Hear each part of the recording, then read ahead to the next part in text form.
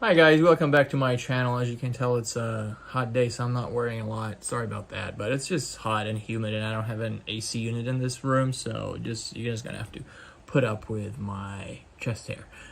Anyway, I want to talk about my adventure with an MLM. Like a lot of people during the pandemic, I've been watching a lot of YouTube, and of course the pandemic is over now, at least I consider it over, but I did discover this world of anti-MLM content. So there's a lot of people that produce really interesting videos about MLMs. So I pretty much learned all about them, so I'm not going to cover what they are.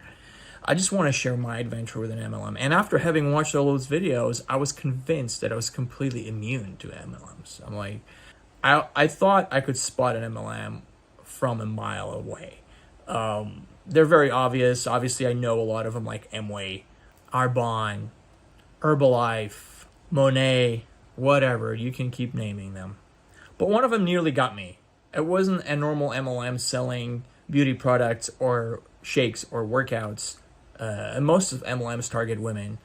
There are men in MLMs, but we're just not their primary target, except when it comes to financial MLMs. And I think the financial MLMs are like a whole other subcategory of MLMs, okay? And they target men and women, but a lot of them target men too. They don't really care if you're a man or a woman, but I just see a lot more men in those MLMs than in any other MLMs, in beauty or health and fitness MLMs. So what happened was I was on Indeed. I was looking for a job. One of my recent videos is about my fiasco at Wyndham. You can watch that video. It's on my channel. And so I found this job. The job was titled Consumer Service Financial Professional Associate. And I thought it was a bit of a word salad. Why do you need 5 words? Consumer Service Financial Professional Associate. I thought that was a bit of a word sandwich, maybe not a word salad. So my background is in finance, as you all know. I have a college degree. I have over 10 years experience, and I've had a 4.5-year break from formal employment, apart from a short stunt at Walmart, and I think that's about it. Oh yeah, and my 1 week at Wyndham selling timeshares, or week and a half.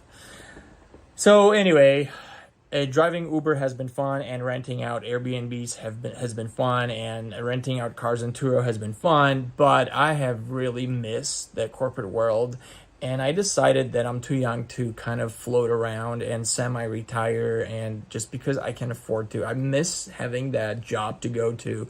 I miss having meetings, and I know it sounds really stupid. I'm probably going to be sick of those things before I know it, but right now I miss them. Like, I get up every day and I feel like, well, what am I going to do today? You know, I can go do some Ubering, or I can clean up the Airbnb and look at my ads. But I'm like, I don't know. It doesn't give me that much satisfaction. I miss getting up and going to work and having a team. So I decided to apply for some jobs, and I have been doing that for a while, hence my Wyndham adventure.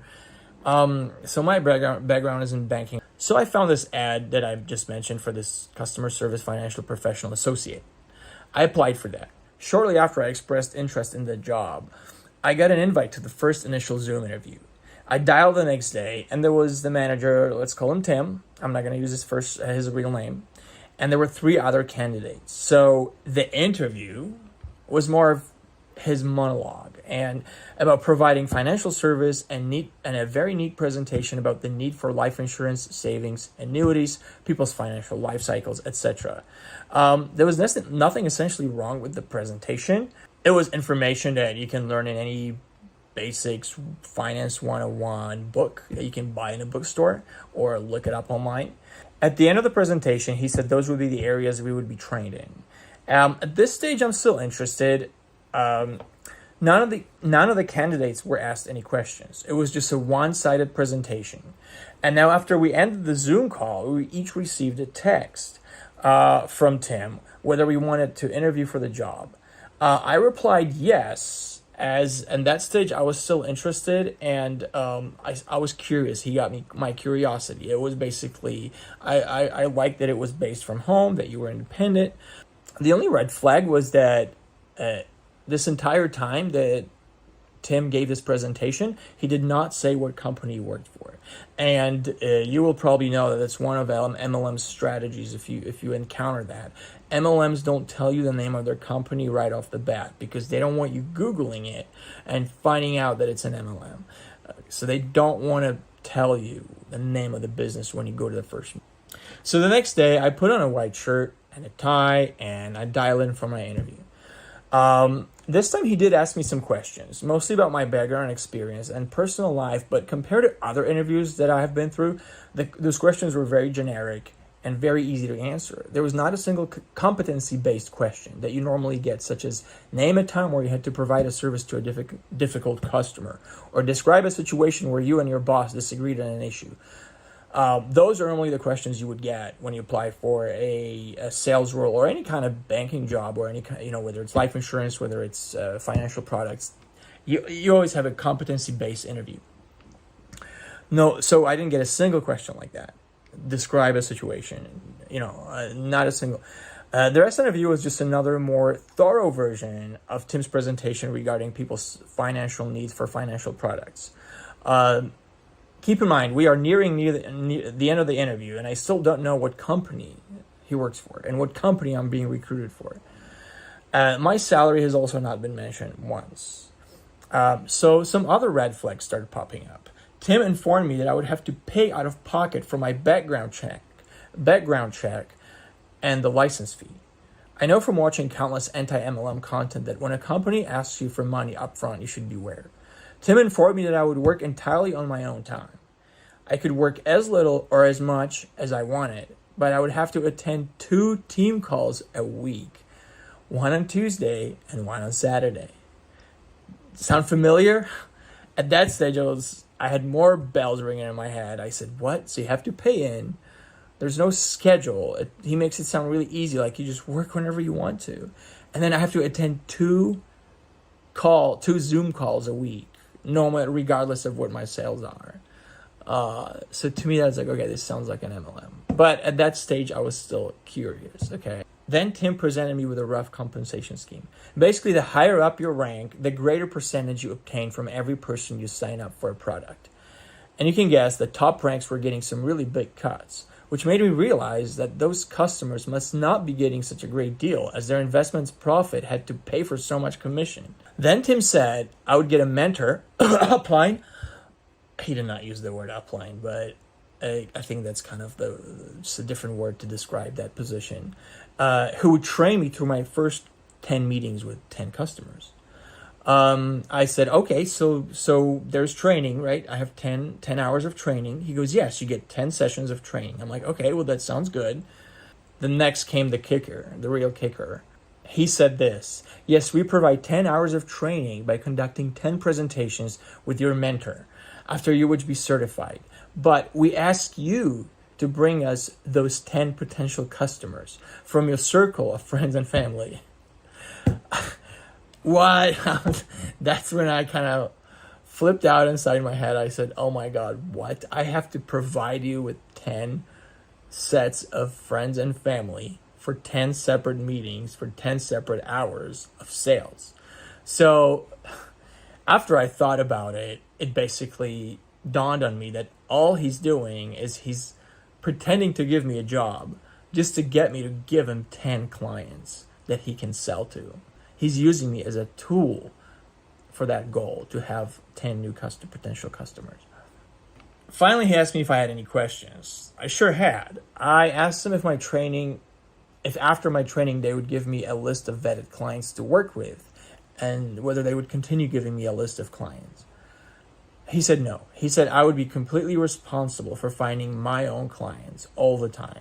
So what that basically means is that I am on my own, I have no salary, and I have to knock on doors, harass people on Facebook, harass my friends and family to buy life insurance from me, or an annuity, or whatever financial products we have, to make any money.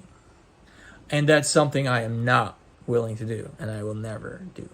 So finally, my final question to him was, what company does he work for, and what company would I be working for if I said yes to this offer? And he finally admitted that the name of the company was World Financial Group, WFG. So I wrote that down, and he pressed me for a decision right away. He said, I seem like a great guy. He likes that I have a financial background. I knew what an annuity was. He doesn't have to explain that much to me. He says, you have a college degree. You would be great at this job. We really want to sign you up. I would love to have you on my team. And I said, I kind of gave him a yes, actually. I gave him a very reluctant yes, that yes, I'm interested and I want the job, kind of with a question mark at the end. So we hung up the call, and he texted me a link, and he assigned me a candidate number, what would you call it? Like like an employee number. Of course, I'm not an employee, but like a number, like a reference, meaning that he had signed me up onto the system.